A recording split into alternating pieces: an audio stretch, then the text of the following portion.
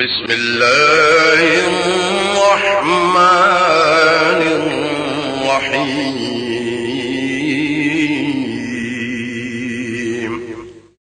السلام علیکم ورحمۃ اللہ تعالی وبرکاتہ. آج کا ہمارا سبق میاں بیوی کے درمیان گفتگو ہے لنچ کے حوالے سے. ان کے گھر میں کچھ مہمان آئے ہیں، اس حوالے سے بات کر رہے ہیں. یہ العربیہ بین یدیک کی پہلی کتاب کا 5واں چیپٹر ہے. الزوج شوہر، ہسبینڈ. السلام علیکم زوجہ، وائف بیوی. وعلیکم السلام. زوج کہتا ہے انا جوعان جداً، انا جوعان جداً. انا کا مطلب ہوتا ہے میں، جوعان بہت بھوکا ہوں، بہت بھوکا ہوں. جداً بہت. جوعان کے اندر بھی بہت یعنی کہ مبالغہ، جس کو ایگزیجریشن کہتے ہیں، ایک کثرت ہے، وہ شامل ہے، شدت ہے، بھوک کی شدت ہے. لیکن جداً کا مطلب بھی بہت ہوتا ہے. تو میں کہوں گا، ترجمہ کروں گا، انا جوعان جداً، مجھے بہت زیادہ بھوک لگی ہے. I am too hungry. Okay. بیوی کہتی ہے الغداء علی المائدہ، الغداء علی المائدہ. الغداء لنچ، دوپہر کا کھانا. اعلیٰ پر، آن. المائدہ دسترخوان یعنی ڈائننگ ٹیبل. تو lunch is on the dining table. دوپہر کا کھانا تو ٹیبل پر پڑا ہوا ہے.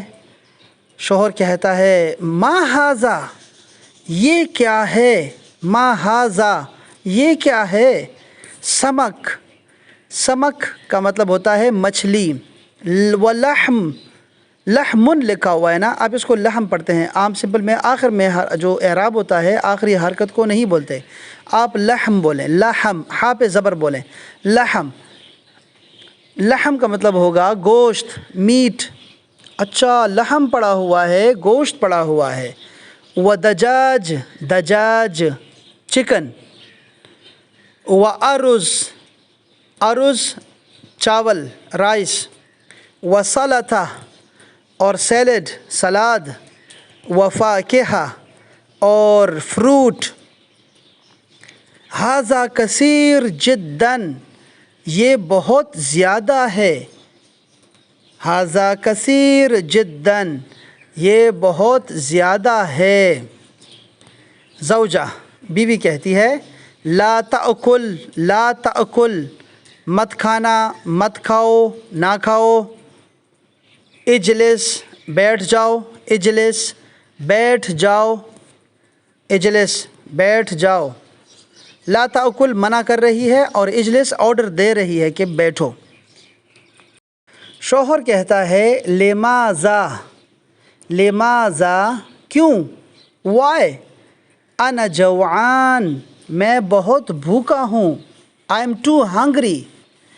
الزوجہ بیوی کہتی ہے لدینا ضیوف، لدینا ضیوف، ہمارے کچھ مہمان ہیں، ہمارے پاس مہمان ہیں، ہمارے ہاں مہمان آئے ہیں. لدینا ضیوف. لدینا کا مطلب ہوتا ہے وی ہیو. لدینا وی ہیو، ہمارے پاس. ضیوف ضیف کی جمع ہے، ضیف مہمان.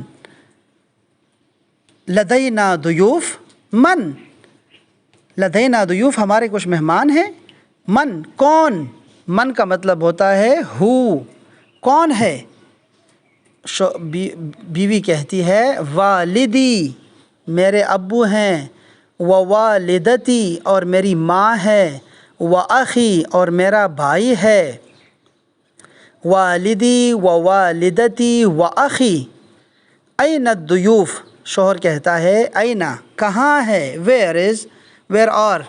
الضیوف مہمان. این الضیوف، این الضیوف، مہمان کہاں ہے.